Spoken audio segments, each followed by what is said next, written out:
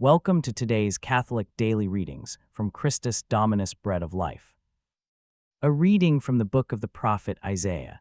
And the Lord of hosts will make, for all the people on this mountain, a feast of fat things, a feast of wine of fat and well-refined things.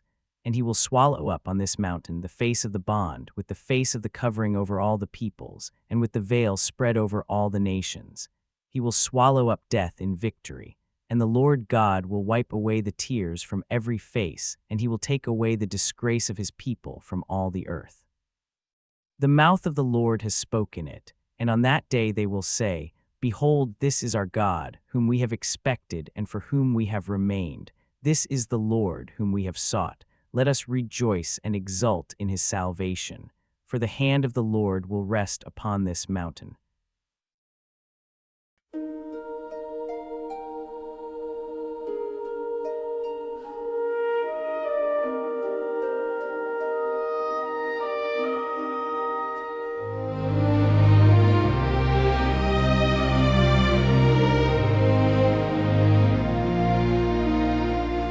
I shall live in the house of the Lord all the days of my life. In verdant pastures you give me repose.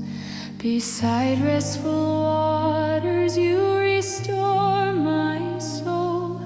You lead me along right paths for your name, O shepherd who never abandons his flock. I shall live in the house of the Lord all the days of my life. Even when I walk in the valley of shadow, I will not fear, for you remain at my side. Your rod and your staff are courage to me. Your presence my shelter and strength. I shall live in the house of the Lord all the days of my life. You spread the table before me in wilderness places, where hunger and scarcity once held sway. What little we carry, you bless and you break, and 7 loaves become a feast for all. I shall live in the house of the Lord all the days of my life. You anoint my head with oil that overflows. You fill every need more than I can bring. Only goodness and kindness follow my steps, and I will dwell in your house forever. I shall live in the house of the Lord all the days of my life. From the mountain of promise to the hillside of bread, you reveal the banquet Isaiah foretold. Not in far off ages, but here in our hunger, your compassion prepares the feast. I shall live in the house of the Lord all the days of my life. Send me as you sent Francis to distant shores, to offer the little I have in my hands. For 7 loaves become 7 baskets of grace when given to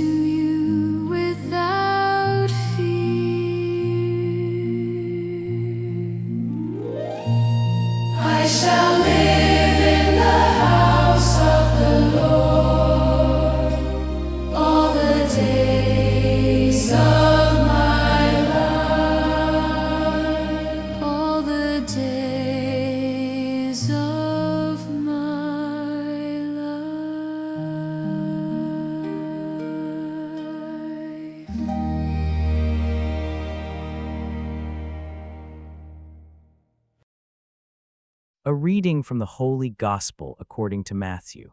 And when Jesus had passed from there, he arrived beside the Sea of Galilee, and ascending onto a mountain, he sat down there. And great crowds approached him, having with them the mute, the lame, the blind, the crippled, and many others. And they cast them down at his feet, and he cured them, so that the multitudes marveled, seeing the mute speaking, the lame walking, the blind seeing. And they glorified the God of Israel.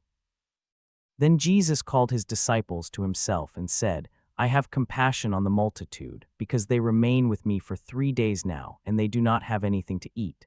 I do not want to send them away fasting, lest they faint on the way.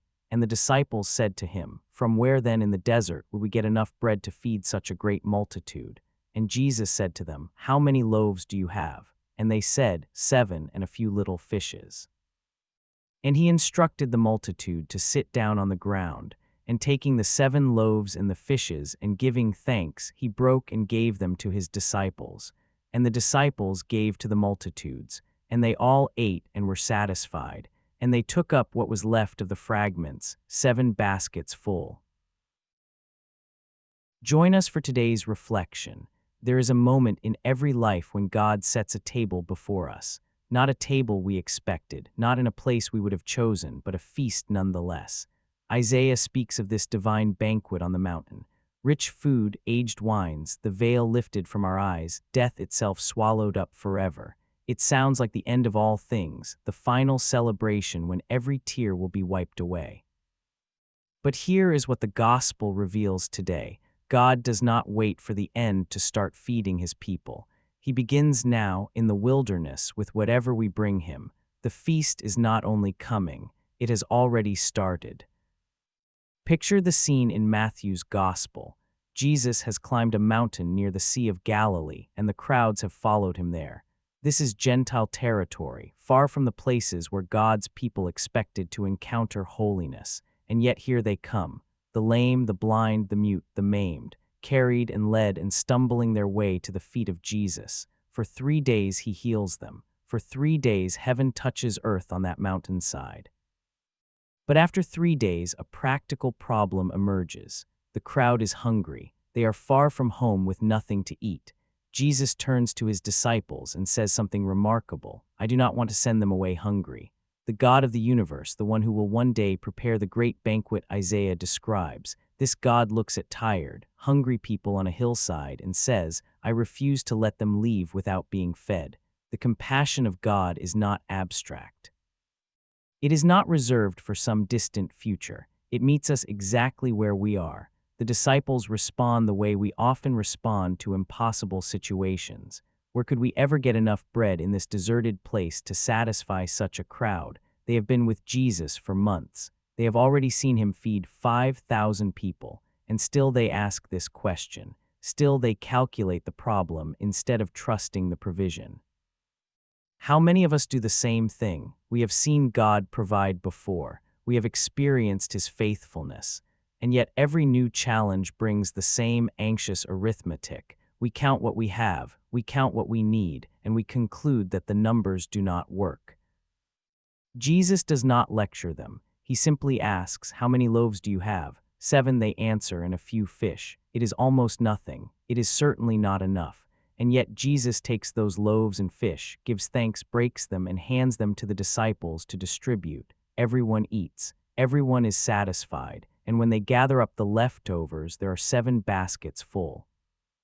The number 7 in Scripture represents completeness, divine perfection. God does not just meet the need. He overflows it. He does not just provide enough. He provides abundantly, perfectly, completely. This is where Francis Xavier enters the story.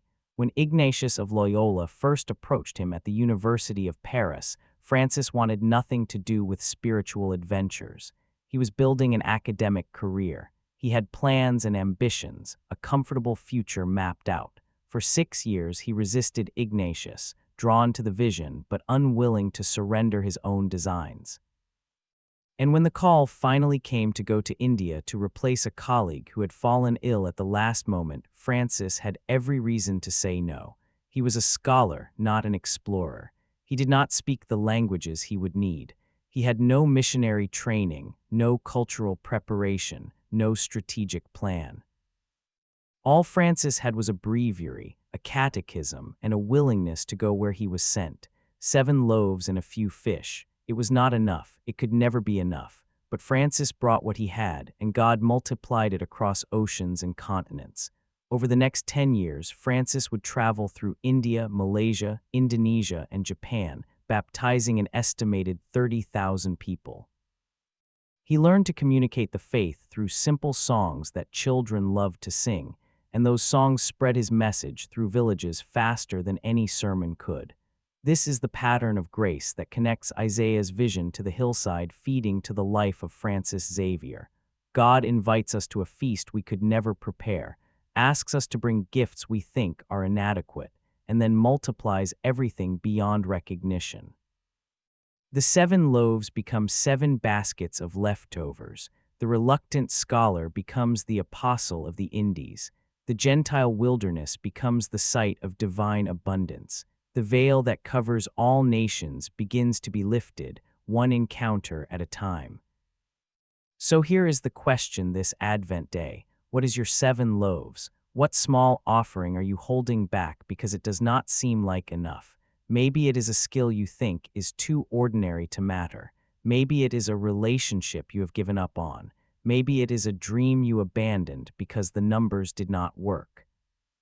Francis Xavier spent 6 years resisting before he finally surrendered his plans to God. The crowd followed Jesus for 3 days before he fed them. Perhaps God is waiting for you to stop calculating and simply bring what you have. The feast is already prepared. The table is set on the mountain. The only question is whether you will take your place.